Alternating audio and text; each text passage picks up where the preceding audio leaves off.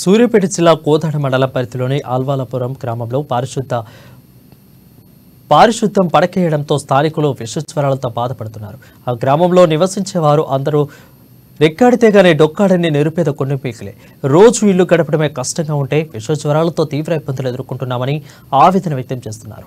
Drainage సమస్యల వల్ల నీరు రోడ్లపైకి వచ్చి చేరడం, దానికి తోడు దోమల బెడతతో సతమతమవుతున్నామని అంటున్నారు.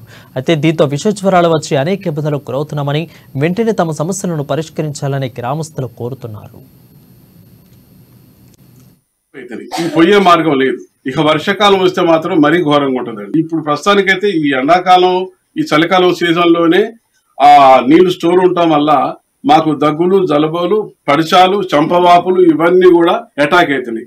దానికి మేమే దానికి సాదృశ్యం, గుర్తు అన్నమాట, సాక్ష్యం. ఎందుకంటే మా ఆశ లేకపోయింది. ఆ తర్వాత స్పెషల్ ఆఫీసర్ వచ్చి ఆయన కూడా ఏం చేయలేకపోయింది. మేము అంతమంది వద్దని ఇటు వద్దండి అటు మలపండి అన్నా కూడా ఇటే తీసుకొచ్చి మా ఎల్లమ్మట వదిలిపెట్టిపోయారు. 3 బజార్ల నీళ్లు తీసుకొచ్చి